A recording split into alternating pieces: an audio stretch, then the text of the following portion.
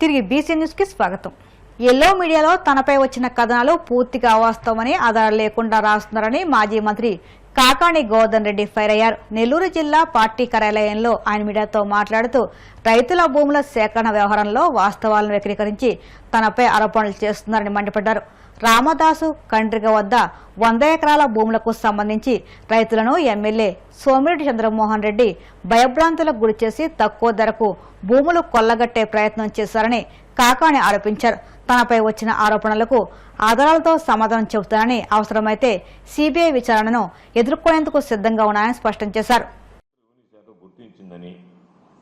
వెంకటాచలం మండలంలో దేవాదాయ శాఖ వెంకటాచలం మండలంలోని కరుపూరు గ్రామంలో 20 ఎకరాల దేవాదాయ శాఖ భూమిని కొందరు ఆక్రమించి వైకాపా ప్రభుత్వ హయాంలోని నవరత్నాలు పేదలందరికీ ఇళ్ల పథకం కోసం అధిక ధరలకు ప్రభుత్వానికి అమ్మేశారని రెవెన్యూ శాఖ గుర్తించిందని చెప్పి ఈ కథనాలు ఈ రోజు రాయడం జరిగింది. దానికి సంబంధించినటువంటి దాంట్లో ఇంతకు ముందు కూడా ఒకసారి నేను వివరణ ఇవ్వడం జరిగింది. దాని మీద మరలా కూడా ఈరోజు ఒకసారి అంటే ఈ పేపర్లో రాశారు, ఎందుకంటే ఇద్దరు రాశారు అని అంటే తెలుగుదేశం పార్టీకి సంబంధించి పై పెద్దల హస్తం ఉంటేనే ఇది జరిగేటువంటి పరిస్థితి ఉంటుంది. కాబట్టి ఏదైనా సరే ఒక ఇది వచ్చినప్పుడు దాని మీద వివరణ ఇవ్వాల్సినటువంటి బాధ్యత ఉంటుంది, ప్రజలకు కూడా తెలియజెప్పాల్సినటువంటి అవసరం ఉంటుంది. కాబట్టి దానికి సంబంధించి ఇది ఆగస్టు 10, 2016 పేపర్, అంటే తెలుగుదేశం పార్టీ అధికారంలో ఉన్నప్పుడు వచ్చినటువంటి పత్రిక.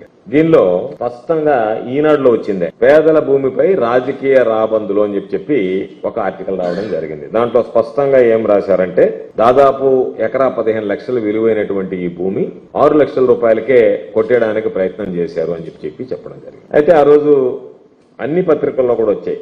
ఈనాడులో రాజకీయ రాబందుల పేరిట వచ్చింది. ఆ తర్వాత దాని మీద మందల వెంకట శేషయ్య పరిహారం దక్కేది ఎవరికి అని చెప్పిన ఒక ఆర్టికల్ వచ్చింది. ఆ తర్వాత పరిశ్రమలకు అనుకూలంగా ఉంటేనే భూసేకరణ అని చెప్పనని ఒక ఆర్టికల్ వచ్చింది. పేదల పరిహారం పెద్దలకు పలహారం అని చెప్పి ఒక ఆర్టికల్ వచ్చింది. ఆ రోజు స్పాట్ కు వెళ్లి దళారులపై చీటింగ్ కేసులు పెడతామని చెప్పి నేను చెప్పినటువంటిది ఒక ఆర్టికల్ వచ్చింది. ఇవన్నీ పేపర్లో వచ్చినటువంటి ఆర్టికల్స్. ఆ రోజు దీనికి కారణం ఏమిటి అంటే 15 లక్షల రూపాయలు విలువ చేసేటువంటి భూమిని ఆ రోజు సోమిరెడ్డి కొందరు పెద్దలు అందరూ కలిసి 6 లక్షల రూపాయలకే దళారులను తీసుకొచ్చి వాళ్ళ ద్వారా 6 లక్షల రూపాయలకి అగ్రిమెంట్లు కావడం, అగ్రిమెంట్లు అయిన తర్వాత వాళ్ళని గూడూరులో ఉన్నటువంటి హెచ్డిఎఫ్సి బ్యాంకులో అకౌంట్ ఓపెన్ చేయించడం, అక్కడ వాళ్ళ దగ్గర ఖాళీ చెక్కుల మీద సంతకాలు పెట్టించుకోవడం, ప్రభుత్వానికి అమ్మి ప్రభుత్వం ఇచ్చేటువంటి కాంపెన్సేషన్ ఏదైతే ఉంటుందో అంటే దానిని ఎవరికైతే 15 లక్షల రూపాయలకి ఇస్తారో ప్రభుత్వం ద్వారా ఆ కాంపెన్సేషన్ లో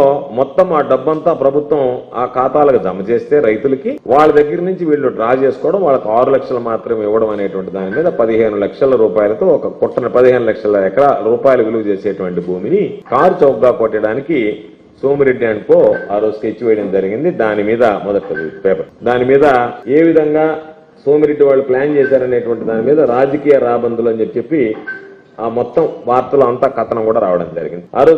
ఆ రోజు ఎంత దారుణంగా వ్యవహరించారంటే కోటేశ్వరరావు అనేటువంటి రైతు, మీరు ఆ భూమికి సంబంధించినటువంటి రైతుతో ఏమన్నారంటే మొత్తం నా దగ్గర 10,000 రూపాయలు డబ్బులు తీసుకొని 6 లక్షలకు పొలం ఇవ్వమంటే నేను ఇవ్వలేదు కాబట్టి 6 లక్షలకు నువ్వు పొలం ఇవ్వకపోతే నేను నీకు పరిహారం ఇచ్చేది లేదు, ఎవరికి చెప్పుకుంటావో చెప్పుకోమని చెప్పి మాట్లాడితే కోటేశ్వరరావు ఇచ్చినటువంటి స్టేట్మెంట్. రెండవది వీరాస్వామి, నా పేరు తొలగించారు, గతంలో నా చేత అగ్రిమెంట్ చేయించుకుని 30,000 నగదు ఇచ్చారు, నా పేరుతో బ్యాంక్ ఖాతా కూడా తెరిచారు, తర్వాత నేను ఖాతాను రద్దు చేసుకున్నా, ప్రస్తుతం నా పేరు లేదని చెప్తున్నారు, దానిపై న్యాయస్థానాన్ని ఆశ్రయించారు. అంటే మీరు 6 లక్షల రూపాయలకి కనుక భూమి అప్పచెప్పకపోతే మీ పేర్లు రికార్డులో నుంచి తొలగిస్తామని చెప్పి 2016లో వచ్చినటువంటి ఆర్టికల్. ఆ రోజు చంద్రమోహన్ రెడ్డి ఎమ్మెల్సీగా చేసినటువంటి నిర్వాకం, అందరినీ పెట్టి బెదిరించి ఆ భూమిని అప్పనంగా 6 లక్షల రూపాయలకి ఎకరా కాజేయాలని ఆ రోజు స్కెచ్ వేయడం జరిగింది. ఆ స్కెచ్ వేసిన తర్వాత ఆ రోజు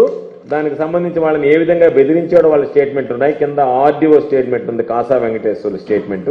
ఆ తర్వాత నెక్స్ట్ దాని మీద మండల కార్యాలయంలో గొడవ జరిగినటువంటిది ఉంది. పరిహారం ఇష్టమైతే వెంకటాచలం బ్యాంకులో ఖాతాలు ప్రారంభిస్తే పరిహారం జమ అయ్యేలా చర్యలు చేపడతామన్నారు. ఇది ఆ రోజు నేను ఇచ్చినటువంటి స్టేట్మెంట్. 15 లక్షల రూపాయలకి మీకు ఇవ్వడం ధర్మం కాబట్టి 15 లక్షల రూపాయలు మీకు ఇప్పిస్తాము అని చెప్పి ఆ రోజు ఇచ్చినటువంటి స్టేట్మెంట్. 100 ఎకరాలకు సంబంధించినటువంటి ల్యాండ్ ఇది.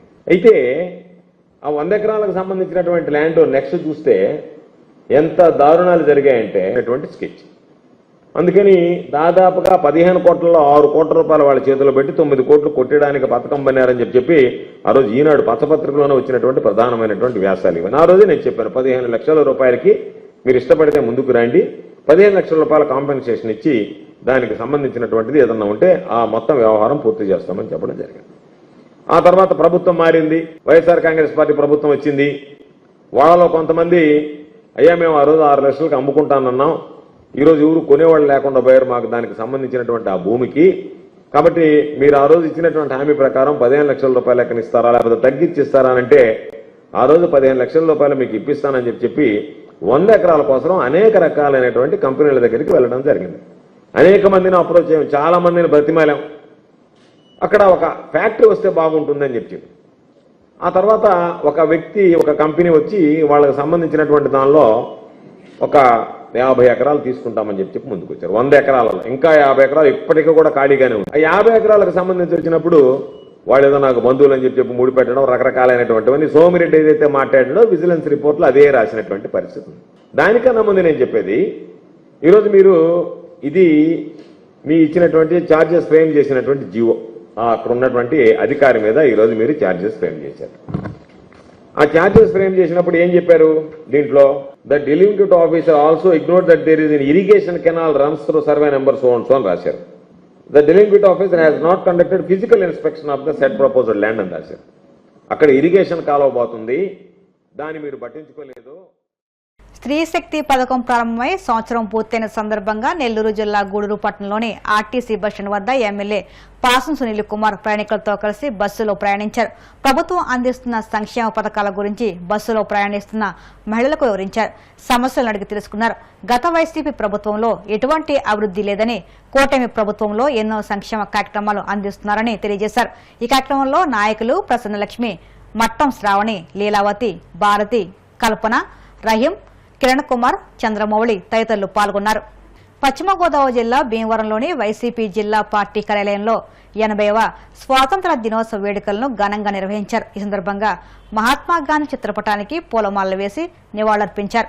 అనంతరం వైసీపీ పట్టణ అధ్యక్షులు గాదిరాజు రామరాజు, నాయకులు కలిసి జాతీయ జెండాను ఆవిష్కరించారు.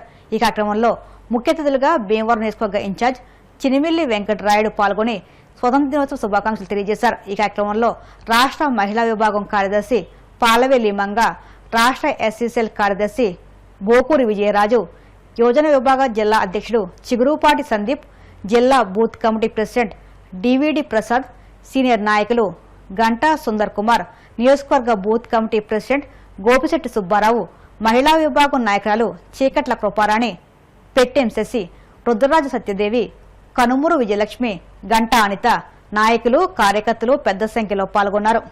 త్యాగమూర్తుల ఫలమే ఈ రోజు మనం స్వతంత్ర స్వేచ్ఛాగాలు పిలుస్తున్నామంటే వారి యొక్క త్యాగ ఫలాలు. 200 సంవత్సరాలు బ్రిటిష్ పరిపాలనలో మగ్గిపోయినటువంటి ప్రతి భారతీయుడు కూడా ఇవాళ స్వేచ్ఛావాయువు పిలుస్తామంటే వారి యొక్క త్యాగ ఫలాలు. భావి తరానికి కూడా నేటి బాలలే రేపటి పౌరులు అనే విధానంగా పౌరులందరికీ, విద్యార్థులు అందరికీ కూడా, పెద్దవారందరూ కూడా మానవులు అని ఎలా చెప్పుకుంటున్నామో రెండో పదం ప్రతి ఒక్కరు కూడా భారతీయుడు. ఈ కులం కాదు, ఆ కులం కాదు, ఈ మతం కాదు, ఆ మతం కాదు, ఈ పార్టీ కాదు, ఆ పార్టీ కాదు, ఎవరికి పార్టీలు కానీ మతాలు కానీ ఉన్నా మనం మొట్టమొదటిగా భారతీయుడు అనే నినాదాన్ని భావి తరానికి చెప్పవలసిన బాధ్యత మనందరం మీద ఉంది. ఎందుకంటే అందరూ ప్రాణత్యాగాలు చేసి చెప్పినటువంటి ఈ స్వతంత్ర ఫలాన్ని భావి తరానికి మనం అందించేటువంటి బాధ్యత ప్రతి ఒక్క పౌరుడికి అయినా ఉందని చెప్పి తెలియజేసుకుంటూ భావితరం పిల్లలందరికీ కూడా తీర్చిదిద్ది మరి అందులోంచి ఎందరో మహనీయులు ఏదైతే దేశభక్తిని భావితరానికి మనం అందిస్తామో దాంట్లోంచి మహనీయులందరూ ఎంతోమంది పుట్టుకొచ్చి ఈ దేశాన్ని యొక్క గౌరవాన్ని కాపాడేటువంటి నాయకులందరూ కూడా యువతరానికి పుట్టుకొస్తారనే విషయాన్ని అందరూ గ్రహించాలని. అల్లూరి సీతారామరాజు జిల్లాలో స్వాతంత్ర దినోత్సవ వేడుకలు వివాదాస్పదమయ్యాయి. దేశమంతా ఘనంగా జెండా పండుగ జరుపుకుంటున్న వేళ బాధ్యతాయుతమైన ప్రభుత్వ శాఖ సిబ్బంది చేసిన పని తీవ్ర విమర్శలకు దారితీసింది. స్వాతంత్ర దినోత్సవ వేడుకల్లో భాగంగా జాతీయ గీతాలు, దేశభక్తి గేయాలు వినిపించాల్సింది పోయి రాను బొంబాయికి రాను వంటి ఫోక్ సాంగ్స్ పెట్టి సిబ్బంది చిందులు వేశారు. జాతీయ వేడుకలు పవిత్రతను విస్మరించి ఇలా సినిమా పాటలకు డాన్సులు వేయడంపై స్థానికంగా తీవ్ర వ్యతిరేకత వ్యక్తమవుతుంది.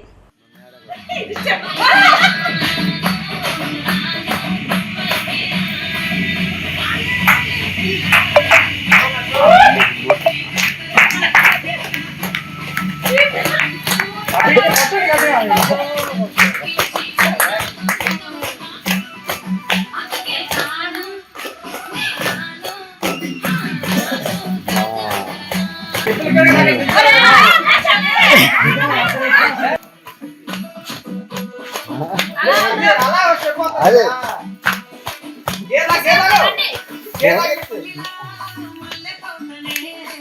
కొంచెం దూరం దూరం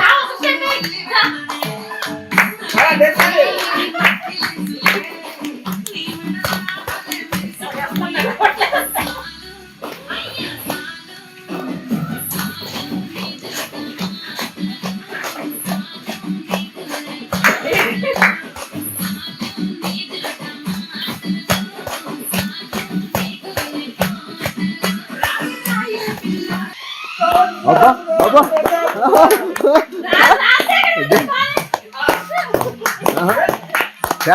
అబ్బా ఆపరేటర్ బాలే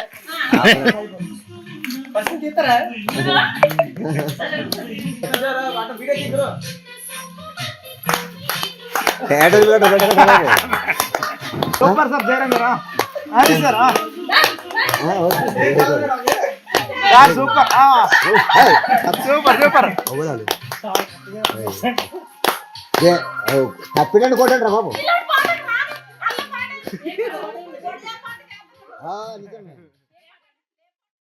వార్తలు ముగించే ముందు ముఖ్యాంశాలు మరొక్కసారి. స్త్రీ శక్తి పథకం ఏడాది పూర్తయిన వేళ మహిళలతో కలిసి పల్లె వెలుగు బస్సులో ప్రయాణించిన CM Chandrababu.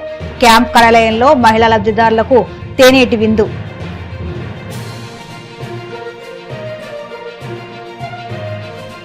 ధవళేశ్వరంలో central craft would bank ప్రారంభం. చేతి వృత్తి కళాకారులను అభినందించి ప్రోత్సహించిన ఉప ముఖ్యమంత్రి పవన్ కళ్యాణ్. రైతుల భూముల సేకరణ వ్యవహారంలో వాస్తవాలను వక్రీకరించి ఆరోపణలు చేస్తున్నారు. మాజీ మంత్రి కాకాణి గోవర్ధన్ రెడ్డి ఫైర్.